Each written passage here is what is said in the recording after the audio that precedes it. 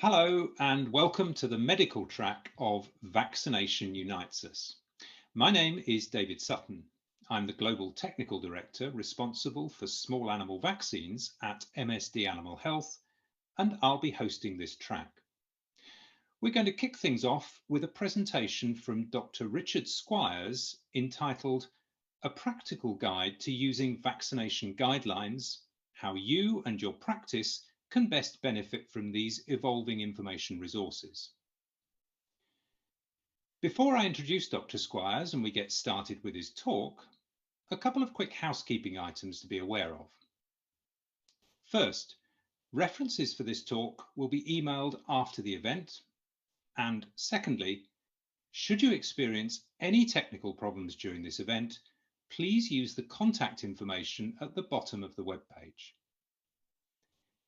It's now my pleasure to introduce our first speaker, Dr. Richard Squires. Dr. Squires is a diplomate of both the American and European Colleges of Veterinary Internal Medicine and holds the Royal College of Veterinary Surgeons Diploma of Radiology. He's held faculty positions at the Universities of Liverpool, Pennsylvania, Wisconsin, and Massey, New Zealand, prior to taking up his most recent position at James Cook University in Australia in 2007. Throughout his career, his research has focused on canine and feline infectious diseases. Dr. Squires has been a member of the World Small Animal Veterinary Association's Vaccination Guidelines Group since 2010 and became chair of that committee in 2020. He was involved in both the Asian and Latin American phases of work of that committee and is currently working to revise and update the main WSAVA global vaccination guidelines. Dr. Squires, a very warm welcome to you. We'd now like to invite you to give your presentation. Thank you very much, David. I'm really pleased to have been invited to give this talk. I'm looking forward to it. I've got a good story to tell, so I hope I do it justice. So you've seen the title of the talk. For me, this is a very interesting title because most of my time, and really since the year 2000, round about then, I've actually been thinking about what goes into these guidelines, the vaccination guidelines. This is my first opportunity to really think hard about the ways that they can be useful to practitioners. And so I find this an interesting and challenging talk. I will be talking a little bit about the nitty-gritty of what's in the guidelines and the ones that are soon to be released. But we will sort of talk a bit about how I think, it's only a personal opinion, these could be used in your practices to good effect. So just a conflict of interest statement. I have received funding for a variety of activities from multiple different vaccine manufacturers. And I am currently, as David said, the chair of the WSAVA Vaccination Guidelines Group, and it is funded by MSD Animal Health. I'm not going to be talking about particular specific vaccine products, and so I don't think these conflicts of interest will be of any importance in this talk. So I'm not speaking on behalf of the World Small Animal Veterinary Association today. It's just me, my own thoughts and opinions that I'm presenting for you. So here's a brief outline of my talk. What are clinical practice guidelines? Because it turns out that vaccination guidelines are just one kind of clinical practice guidelines. And perhaps you'll find it interesting to see what a range and diversity of these are now available for you. And if I persuade you that they can be used in your practice to help you, then you may look beyond vaccination guidelines. What use are they? I'll give you my thoughts about that. How might we best use such guidelines in our practices, and a bit about their weaknesses. Specifically about the veterinary clinical practice guidelines, and also about the vaccination guidelines, some more specific information about what I think about their some of their weaknesses. And then the last sort of portion of the talk will be some key points, more general key points that are emphasized in all of the different vaccination guidelines, because there's not just the WSAVA ones, of course. So what are these clinical practice guidelines? They've really, I think, come to the fore during the course of my career. I've been a vet for 40 years, and it's really in the last 20 or so years that they've become much more prominent and numerous. So these are statements that include recommendations intended to optimize patient care. And these are intended to be informed by a systematic review. I'm going to talk more about that word systematic as we go along. Review of evidence and assessment of the benefits and potential harms of alternative treatment options or care options. So that's what they are, and they're important in both veterinary and human medicine. So it's just a coincidence that I found this on the MSD equivalent of the veterinary manual. This is the human or medical doctor's version. If you want to read more about clinical guidelines generically, there's plenty to read just by doing a search. This is a decent length article that talks about their virtues from a medical doctor's perspective. This is one example. This is, I think you can see in the center there, this is a very specific guideline. We're talking about the treatment of adult humans with high blood pressure, systemic arterial hypertension, and it's a guideline for the treatment of that. Now, even though that seems quite narrow, I think, to us as veterinarians, it actually contains a wealth of complexity. You know, think about different races, different sexes, and the range of ages of adults. So it's a big subject. But I wanted to point out for you, 61 pages long. Obviously, hypertension is hugely important in human health care. But look at the number of people that have contributed to the development of this document, which is, you know, considered an excellent resource for medical doctors, practitioners. 22 developed the document and 11 steering group members in the background. So really a substantial piece of work by a large number of people. And I think it's really a reflection of how huge the medical profession is compared with the veterinary profession. So what are the features, some of the features of these clinical guidelines? Well, they usually focus tightly on a clinically relevant topic or question. So actually, as it turns out, the vaccination guidelines are among the most broad. There are some that are as tightly focused as that human one I just showed you, you know, the treatment or the diagnosis of a particular disease. So the vaccination ones are quite broad. They generally deal with frequently encountered situations or dilemmas. So they are really valid, useful to practitioners. You know, practitioners are spending a lot of their time dealing with situation X. There are often guidelines to be found dealing with situation X. And they're relatively concise. I mean, the vaccination guidelines I'm most closely involved with are rather long. I think they're 45 pages long in full. But nevertheless, they're capturing a wealth of information, covering quite a lot of ground.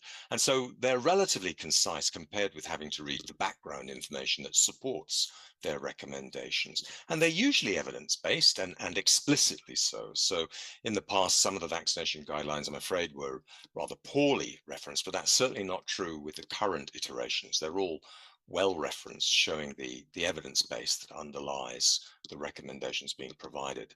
And some of the important ones are updated periodically, and some quite regularly, every 5, 6, 7 years, something like that. That's true of the vaccination guidelines. And so I think they resemble a scholarly review article supercharged with advice and guidance about what you should do in a very practical way. That's their intention anyway. So some of them deal with very important subjects. We're all well aware of the strong moves to improve our conscientious antimicrobial drug husbandry, and to make sure that we're not using big guns when smaller guns, less important in human healthcare, would work just as well. So there are guidelines about that sort of thing, a very important thing.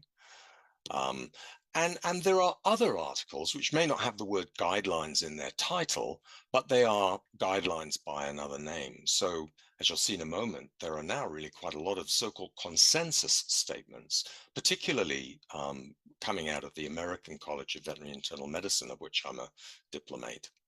And some good continuing education articles are also rather like guidelines.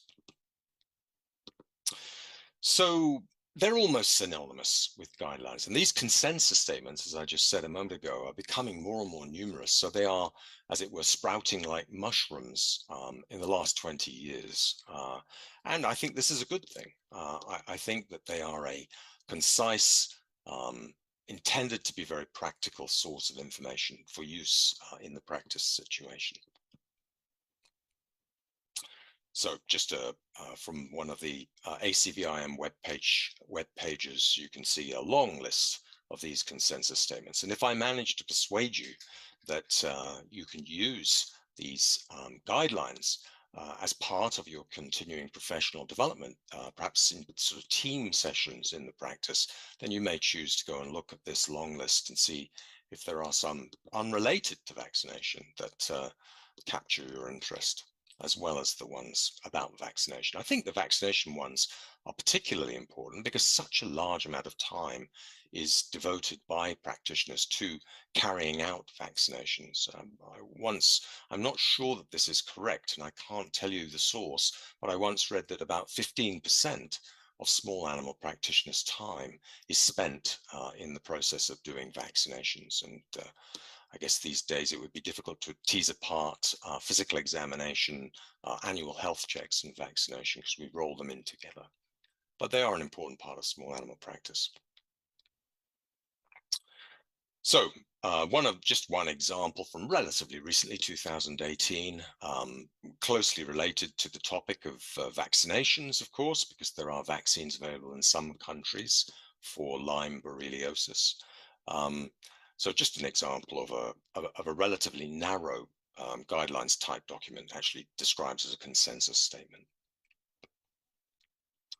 So in human medicine, with those huge teams that I showed you a few minutes ago, they really build consensus among the expert authors that they recruit very carefully.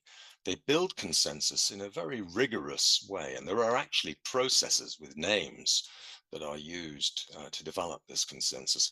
We're a much, much smaller profession, and so that's actually been done very infrequently in veterinary medicine. So there's one example here, actually, Nat Whitley, who's now a member of the WSAVA's vaccination guidelines group and an old friend of mine, actually a student at Glasgow when I was a PhD student there. He's one of, 8 authors on that. So quite a large, by veterinary standards, authoring team producing a consensus statement about one very narrow topic dealing with a not particularly common disease, the treatment of immune-mediated hemolytic anemia. But boy, was this done very well. This was done very rigorously so that these experts, the 8 of them, their opinions were provided to the group as a whole in an anonymized fashion, and there was a sort of an iterative, repeated round and round the circle process to come up with these guidelines. So this has not been done very often in veterinary medicine. This is the process that has a name, the Delphi process, that is used to develop these very formal consensus statements in human medicine. And actually the most important part is this sort of circle here where they might go round and round this circle several times, sort of refining and narrowing down what they do have consensus, what they do agree upon. Unfortunately, this has not been done to any great extent, but there are advantages to the way we've been doing it in veterinary medicine. One of the advantages is that it enables manageable sized groups, the number of volunteers that you can actually get that have high expertise to cover relatively broad topics. Would not be possible using the very formal process I just showed you. So what use are they? Well, I'll tell you, first of all, what we thought, those of us that were involved in creating these from near the beginning, what we thought the purpose was, and then I'll tell you a bit about how I think they can be used to good effect in your practices. Perhaps many of you are doing this already, I don't know. So I can tell you that the purpose, from the point of view of those producing these guidelines, of the WSAVA vaccination guidelines, has not changed since its inception. These guidelines are intended to provide broad guidance in decision making for veterinarians all around the world. When these guidelines were first published in 2007, there were already guidelines for North American veterinarians. So the idea was to do something that was more broadly applicable. And of course, that means they can't be tremendously narrow, dealing with particular products that may not be available in certain continents or certain countries. So they are by necessity broad, and they don't describe rules and regulations. They don't describe mandatory or minimum standards of care. Their aim is that to be used by national or regional veterinary associations, but also by individual veterinary practices and even individual veterinarians, to support development of vaccination guidelines which are relevant in that particular country or region. And the good news is this has already been done in a variety of places. For example, in Sri Lanka, veterinarians have read the WCVA guidelines and then have produced a set of guidelines for Sri Lankan veterinarians that are improved because they're much more targeted and informed by knowledge about that particular country's needs. So there are plenty of other places where this has been done. It's been done for Israeli veterinarians, Australians, New Zealanders, Brits, and in parts of Latin America as well. So the WSAVA's guidelines have been translated into a dozen or so different languages with the aim of making them more useful and helpful to vets around the world. They've been downloaded more than 40,000 times. Of course, that doesn't mean they've been read in full by 40,000 or more veterinarians, but that's the number of downloads. And they've been widely cited in the scientific literature, nearly 400 citations so far. So that's what the authors, the original intention was, and it remains the intention. But I think there are some other things that I'd like to say. I think that these guidelines, and not just vaccination guidelines, can be a particularly suitable choice for discussion in the practice. I've described how concise they are, how they tend to deal with particularly thorny or relevant situations. So they can provide a basis for informed discussion, continuing education in the practice, carried out by the practitioners themselves. That facilitates learning in team members, may be useful to assist with decision making. If a decision is being made to adjust the way vaccines are used and the recommendations that are provided to clients in the practice, then the guidelines can provide an underlying basis for decision making, and may even help in the development of formal practice policies. Of course, the practice may have other ways of deciding what will be its formal policies, but I think that these discussions can feed into that decision making, particularly relevant to vaccination, I think, given that's what I'm most interested in and best informed about. So learning is a social process, or it can be a social process. Obviously, one can learn very well in isolation, but I think that deciding and learning in the practice, and I think that something that I've enjoyed throughout the whole of my career has been journal clubs where a group of maybe a dozen vets read a paper. It might be a guidelines or a consensus statement. It doesn't have to be a research paper. And then they discuss it and thrash it out and debate, its contents. And so I think these guidelines rather than being read in isolation by keen veterinarians, can really feed into a very enjoyable and effective way of learning. So an excellent basis for journal club sessions and may lead to standard operating procedure changes in the practice. And what you may find as you start to really get into it and read these guidelines is that you want a bit more background information. And so, you might find yourself going to resources like this. This is a book, a very easy to read, relatively small book by the famous veterinary immunologist Ian Tizard about vaccines specifically. So not his immunology textbook, but something very practical about the use of vaccines for veterinarians. There are chapters on vaccines for dogs and cats in that book that I thoroughly enjoyed.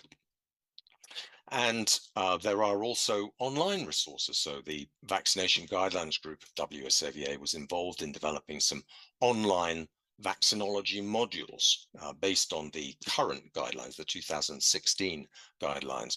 And we were amazed at the number of vets that actually started working through these learning materials on the very first day they were made available.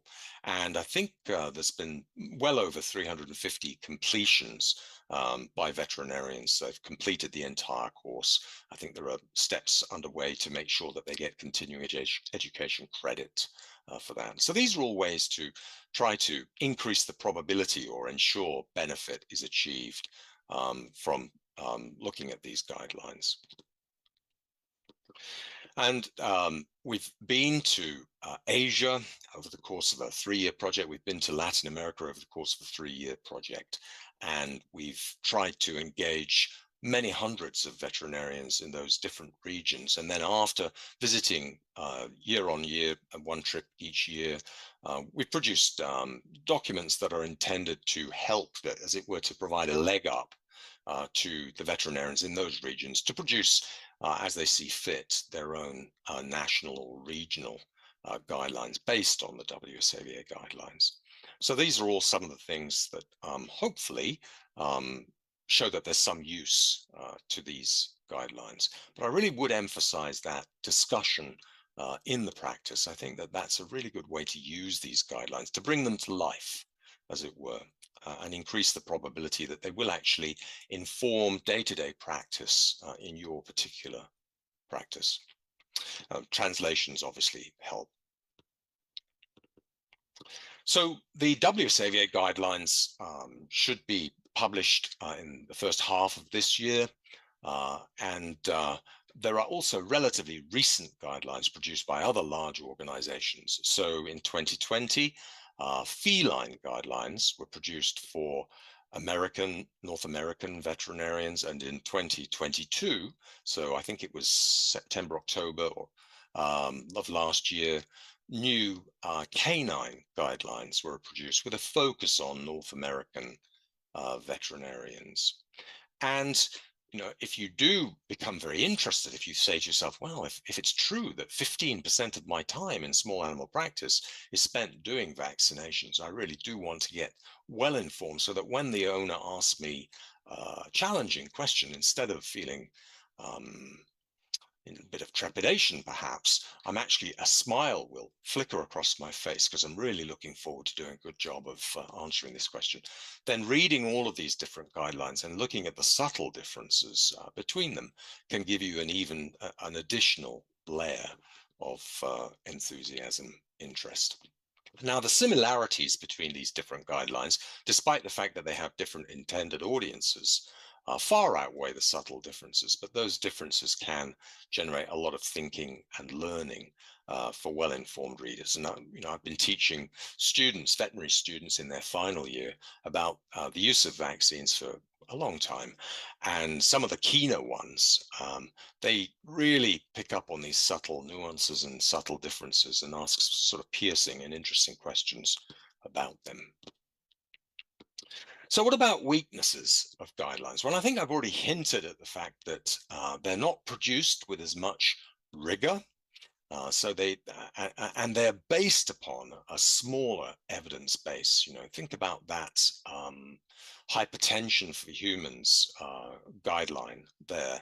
I mean, based upon literally thousands of publications about the very important disease, systemic arterial hypertension. So a massive wealth of hard evidence and a massive team of authors. Ours tend to be smaller, more based upon expert opinion because of a dearth of hard evidence, but to as great an extent as possible based upon high quality evidence. So I don't think that's the most important weakness. I think it tends to be just that with small authoring teams, sometimes things slip through that are just not noticed because you've not got the sort of 40 odd people looking at it, 40 pairs of eyes looking at it. So I'll just talk now more specifically about contents of vaccination guidelines for the remainder of my time. So an apple core.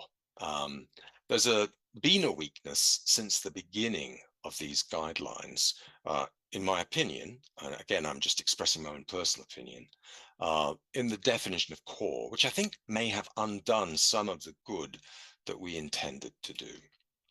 So in the next version of the WSAVA guidelines, we would be the first to actually make a change to the definition with the aim of trying to be helpful. So it may seem subtle, but I think it's quite important. So in the past, pretty much all of these large organizations have defined core vaccines as those that all dogs and cats, regardless of circumstances or geographical location, should receive. And the problem with that is that we immediately go on to say that rabies is core in those parts of the world, that subset of countries where rabies is endemic. So we, as it were, break the definition within seconds of having provided it. So this has become much more relevant recently because of some concerns about feline leukemia virus and leptospirosis. So the proposed wording in the future is likely to be this. Obviously, the paper's got to go through peer review, so it may change subtly, but this is what I think it will be, something like this. All dogs and cats should receive, after considering the geographical areas in which they live or to which they travel. So that gets rid of that internal contradiction in the definition. So what that means is that an important disease like leptospirosis is categorized differently as a consequence of this change. So on this slide, in the black font, you have what we've always considered to be core vaccines for dogs. So parvovirus, distemper, adenovirus, and in countries where it's endemic, we've always considered rabies as core, although it broke the definition. So now, because we're saying considering where the animal lives, leptospira can very easily be added to the list for dogs, because many parts of the world, including some rather arid parts of the world, leptospira is endemic. It's present. And so if you take many parts of Europe, it's a very important zoonotic, life-threatening, often life-ending infection. And so that's going to sort this out. Now, you may think to yourself, well, I wouldn't worry about whether it was described as core or non-core. I would use it based on my knowledge of what's important where I live. The problem with that is that the name, the word non-core, or I don't know if it's two words, but non-core seems to have persuaded some owners and perhaps some veterinarians that these are less important. The word optional has been used, but in many parts of the world, including some arid parts of the world, leptospira potentially is far more important than, say, adenovirus. So for dogs, then, leptospira, we think we can improve the situation, reduce confusion. And for cats, feline leukemia virus, the same idea. The idea that there are parts of the world where it's really quite common, and not everywhere, but there are parts of the world where it's quite common. And in those parts of the world, young cats, which seem to be particularly susceptible to friendly transmission of FELV, and older cats that have outdoor access should be vaccinated, and the FELV vaccine should be viewed as core in those places.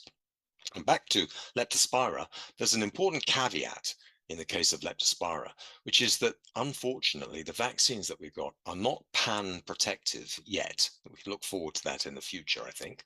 But for the moment, we've got vaccines that might be appropriate in one country but not in another. So in addition to knowing that the disease is endemic in the area you're thinking about, you also need to know something about which serovars are implicated in that area so that the right vaccine, assuming a right vaccine has already been invented, can be used.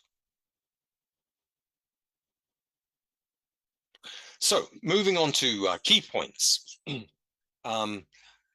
These are key points that are common to all of these vaccination guidelines documents. So our best vaccines are outstanding. And we may be a small profession, but we're very lucky to have some outstanding, long-lasting, potent, and safe vaccines. Those hold true when the vaccines are kept properly and used properly in the practice. And some of the less potent ones, they may not be as potent as our best, but they are nevertheless very important because they can provide a degree of protection against very common and debilitating diseases. We need to look after our vaccines properly. There are many mistakes that can be made in the refrigerator, including leaving them too close to the freezer compartment of a small refrigerator. You don't want to freeze vaccines. You can inactivate or weaken them substantially if you make that mistake and let them get too cold. They need to be held between 2 and 8 degrees centigrade and not allowed to freeze. Don't take them out of the refrigerator too early. Don't take them out at the beginning of a 2 or 3 hour consulting session and reconstitute them, because some of the more flimsy or fragile components in the vaccine may actually be damaged as a result of doing that. They need to stay in the refrigerator until shortly before they're used. Report suspected adverse consequences of vaccine use conscientiously. Make that extra effort. Be the veterinarian who does make that extra effort, because only by informing either the regulatory authorities or the manufacturer or both can we get early notification that there are problems developing. So use them wisely and thoughtfully, perhaps based upon a review of these guidelines and your own careful consideration of how those guidelines relate to your own region or country. And then do report any suspected vaccine-associated adverse effects, even if you're not sure that the vaccine was implicated. It's better to be cautious and to so the picture here is of a cat that has an injection site sarcoma, something that I'm sure many of you are familiar with, and make the point that this is a rare consequence of injections, not just injections of vaccines, but of other substances as well. And then further key points, the so-called first annual booster and the logic of the WSAVA's 26+ week revaccination recommendation. So the first annual booster, this is just a little bit controversial now. A hot potato, having taught in Asia and parts of Latin America, they knew what a hot potato was, a problem or situation that poses difficulties and may cause disagreements. So there is a little bit of disagreement about this, but it's not hugely controversial. The understood rationale for that so-called first annual booster, that injection of core vaccine, particularly the traditional core vaccine, so the modified live virus distemper hepatitis parvo in puppies. The purpose of that vaccine is not actually to boost immunity. It is to catch the minority of puppies, and there are equivalent vaccines in kittens as well, that have failed to mount an active immune response, even if everything was done right when they were much younger, at and before 16 weeks of age. So if the purpose is to catch a hopefully small minority that didn't respond immunologically when they were 16 weeks of age, then why are we waiting until they are a year old, or in some practices until they're 16 months old? It's illogical. And I've certainly heard stories about animals that caught parvo when they were 8 months old, and when you asked the vet in detail about how it was vaccinated, everything was done just about right when it was much younger. So our aim in changing this recommendation in the WSAVA guidelines, and also in the American feline guidelines, is to reduce that period of risk when the unfortunate minority that didn't respond immunologically might get infected. Now, this does not preclude a first annual health check, and of course it does not preclude the injection of rabies or leptospira or kennel cough vaccines when the animal is about a year of age. We're only talking about those core vaccines, the core modified live virus vaccines. So I better go back to this slide. The maternally derived antibodies are really important in what I've just described. They are the reason why a small proportion of animals may fail to mount their own active immune response, even though they were vaccinated several times when they were very young. So looking at this diagram, what this diagram shows is that the antibodies that this young animal, let's make it a puppy for simplicity, the antibodies that it received, and it got quite a large amount of antibodies, they exponentially decay. They're just a protein that wear and tear, it decays over time with a half-life of roughly 10 days. They decay over time, and eventually they cross this first uppermost horizontal dotted line. They go below a level where they are protective. So this puppy was protected by antibodies that it got from its mother, most likely in its colostrum, the large majority in its colostrum. And when it reaches 9 weeks of age, it is no longer protected. It no longer has enough antibodies from mother to protect it. And it has to wait 3 more weeks until it crosses the second horizontal dotted line. And this is the level at which the vaccine can start to work. Below this amount of antibodies, the vaccine can work. So see that the amount of antibodies that will protect you from natural infection is higher than the amount that it needs to reduce to so that the vaccine can actually work. And this animal received vaccinations at 6 weeks, 9 weeks, and 12 weeks of age. You can see the 6-week vaccine did nothing. The 9-week vaccine did nothing because it had too many maternal antibodies for the vaccine to break through. And the 12-week vaccine in this puppy did work. It did mount its own strong antibody response.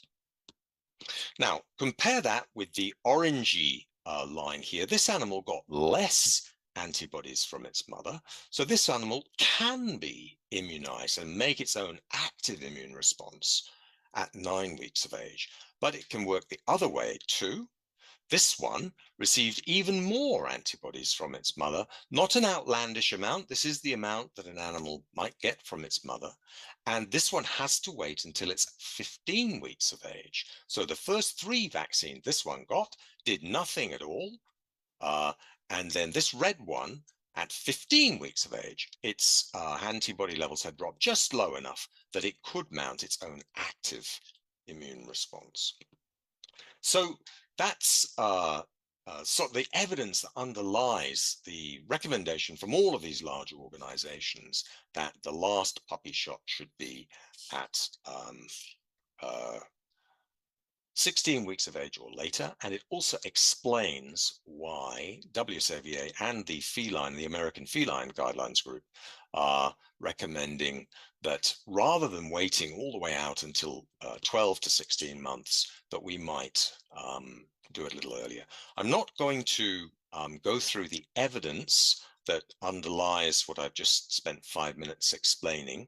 I'm going to just show you that there are papers that have dealt with and looked at what proportion of puppies and kittens might be unprotected, even if everything is done properly. And so there are a few papers. We're a small profession.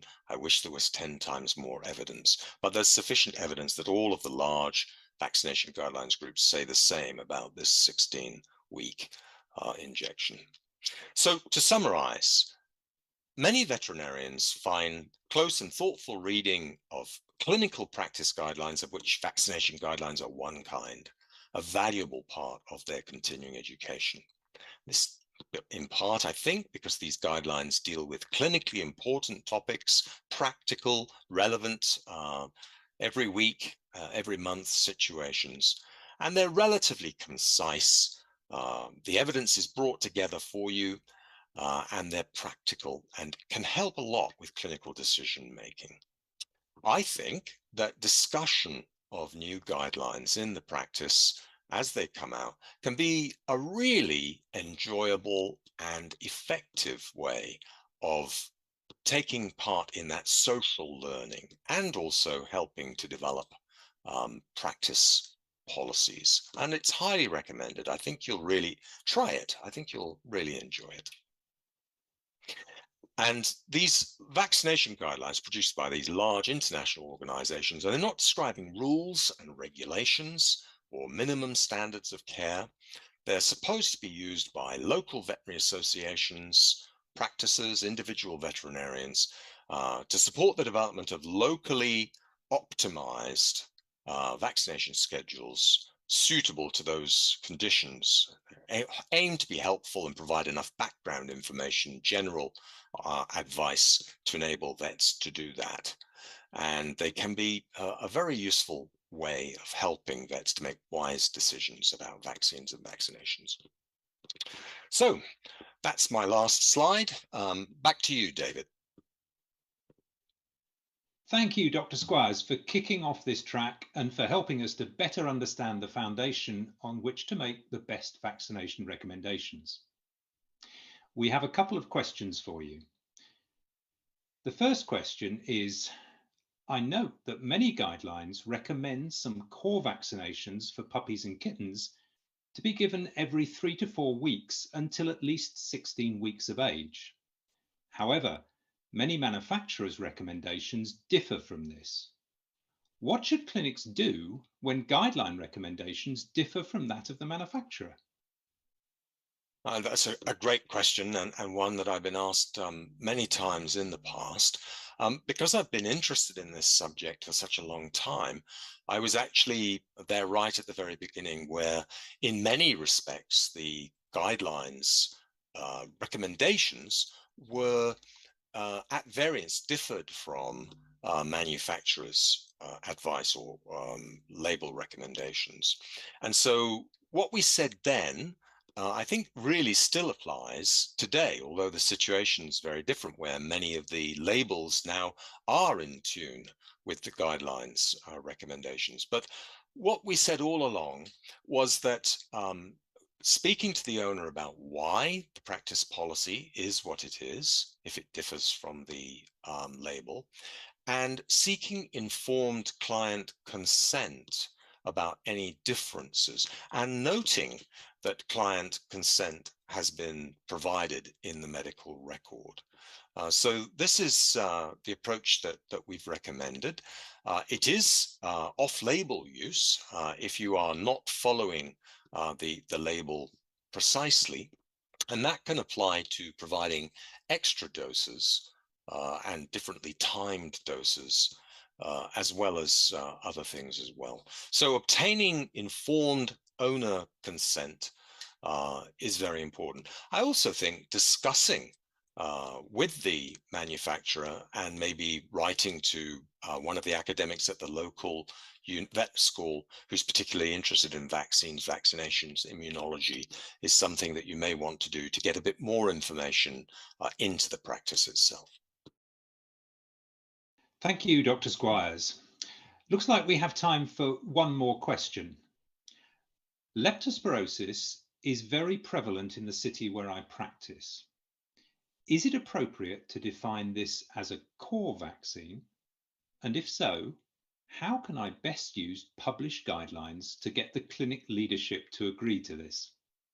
Okay, so, up until relatively recently, I would have said, well, we're describing it as non-core, but absolutely in your practice, it's appropriate to use it because you're seeing plenty of leptospirosis, probably know which serovars are implicated. But we're now, if we get this change to the definition of core through peer review, then we're going to be saying, yes, indeed, you can say that given the circumstances, the where this animal lives and the places to which it travels, that it absolutely needs the leptospirosis vaccine. We know which serovars we need to protect against, or at least some of them, and we have a vaccine that is able to provide that protection. And so, yes, you could then describe it as core. And as to which guidelines you could use, I would say you could use any of them. So if it were an American veterinarian asking this question or a Canadian, then they might look to the wording in the North American guidelines, the latest ones that I showed you from 2022. Now, they don't go as far as calling it core in those guidelines, but you would, if you read the 2 or 3 sentences that deal with subject in detail, you'd have ample support from that.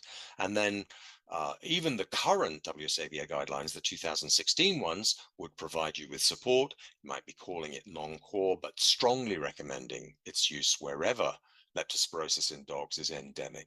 And in the new or next WSAVA guidelines, I think we'll hopefully have this improved definition of core that will make it even simpler for you to say to the owner, look the owners in the eye and say, it's core in our practice because we're seeing cases. In fact, it's core in the whole country because we see cases all over the country. So I think that's getting better and better, that situation. Cleaner, clearer, simpler to explain to owners. Many thanks again, Dr. Squires, for all this wonderful foundation information on how clinics can best use vaccination guidelines to drive recommendations. Unfortunately, we're out of time, but we'll get into more details of vaccinating for specific diseases during the upcoming sessions. A quick reminder to our audience, your participation certificate for this talk will be emailed after the event. And we look forward to seeing you at the next talk. So with that, I'd like to once again thank Dr. Squires for this excellent opening to our vaccination symposium.